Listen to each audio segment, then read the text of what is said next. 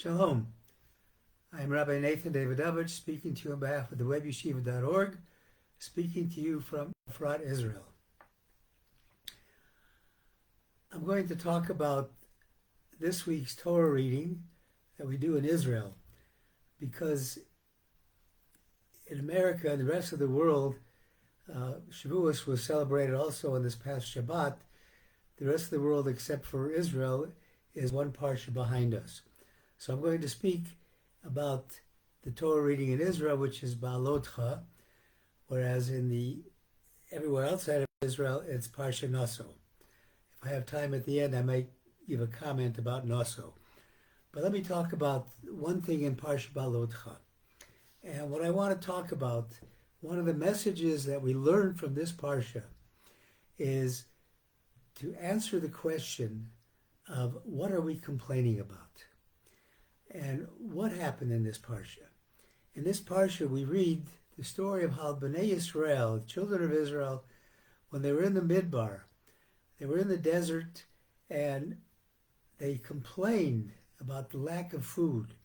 And they complained about the lack of food after they had already been given the magical food called manna. The manna, which they gathered every morning, enough for the entire family, tasted, according to the Ramban, Nachmanides, tasted like whatever they wanted it to taste like. They could use their imagination, and that food tasted just like that. Yet they were complaining. They were complaining, as the Parsha says, they complained about, who's going to give us, we remember the cucumbers, the melons, the onions, everything that we had in Egypt, and now we have nothing. And then the Torah says, V'aman kizera gadhu, v'eino ke'ein habadolach. The Torah says the man was like coriander seed, meaning it was easy to pick up and easy to put into different kinds of food to make whatever you wanted from it. And Rashi has a very interesting comment. Rashi says on that statement, he says that God said, "What are my children complaining about when this manna is so excellent? What are they complaining about?" Now, Rabbi Avram Twersky, Alav Shalom, of blessed memory,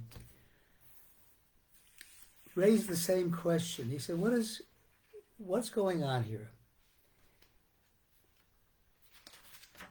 What do we know about this complaint? And he gives a number of examples of complaints.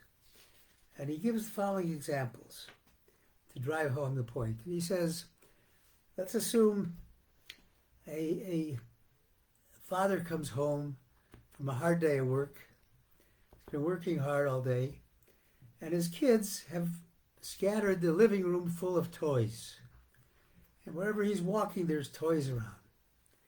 And he complains, why aren't these kids' toys put away? Why do you let the kids behave like this? And he's complaining about toys. When Nebuch, so many couples struggle to have children in the first place. And he's complaining about toys. He's forgetting about the miracle of having a child. He gives another example of a young man who comes home for dinner after school all day. He looks at the table, and there's a very nice table set, and it happens to have tuna fish. He doesn't want tuna fish that night, and he's complaining. He says, I have to have this again? I had this last night or the night before. Instead of recognizing the blessing of having food in front of him. He gives another example that sometimes happens. He says there's a young couple about to get married, the happiest day of their life, and the two parents have a disagreement. He points out that the Satan, the the negative influence in this world, always wants to bring bitterness into joy. And he points out that the parents, as they're getting ready for the wedding, they have an argument. The father of the groom says, "Look, it's our custom that both fathers escort the groom, the chatan, down the aisle." And the other one says, "Sorry, we raised our young man, the groom, and we were together raising him, and it's our custom, and we want to bring him down the aisle, my wife and I together." And it ends up in a great fight. And here, the greatest moment of happiness of a young couple's life is marred by the fight between their parents. Again, instead of recognizing the greatness that happened, the miracle that happened, that here our children are getting married, they're going to start a life of love and bring a whole new family into this world. Instead of thinking about the beauty of that and being grateful for it, they're complaining. And those are some of the examples that he gave. And he points out that during the prayer service, 3 times a day in the tefillah, during the Shemona Esrei, we say, "Modim anachnu lach." Modim anachnu lach, we are thankful to you, we are grateful to you. The Modim ends with the words, "Hatov ki lo chol rachamecha v'amarachem ki lo samu chasudecha ki b'olam kfinu lach," which means we're recognizing to God, we're saying to God, your compassion is never withheld from us. You are the merciful one, and your kindness never ceases. Recognizing the kindness, we're saying the words as we're praying 3 times a day.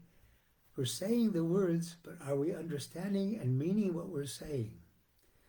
Why is it so hard to not complain?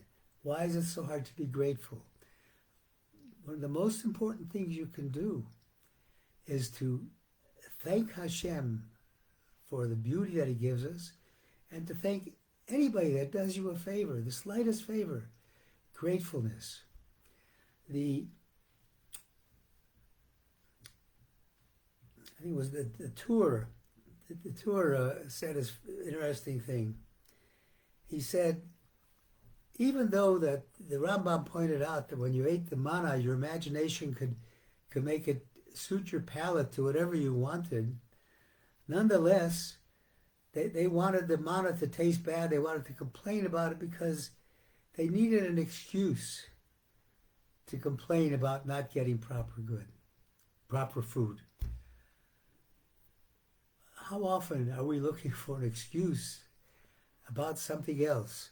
The guy who came back from work and is criticizing the toys, maybe he's exhausted. His excuse for being exhausted is to complain about the toys. We do this in so many ways of our lives. And the message that we must learn from this Parsha and from the whole Torah itself is to be grateful. To be grateful. When you are complaining about something, you are saying that, God forbid, God doesn't know what he's doing. God's making a mistake. No, God doesn't make mistakes. We make mistakes, and we have to recognize that. So I bless all of us that we recognize the goodness and blessing that God is showering us with at all times. And remember to say thank you. Do not take anything for granted. Thank God for whatever God is giving us, all that he gives us. You know, God is always pouring down blessings. We just have to make ourselves a receptacle to catch the blessings and to say thank you for the blessings. Thank you for listening on behalf of the webyeshiva.org. I'm sorry, I didn't get a chance to talk about this week's Parsha Behalotcha. I apologize for that. Ran out of time, though. Anyway, I wish everybody a wonderful Shabbat and take this message to heart. Shabbat Shalom.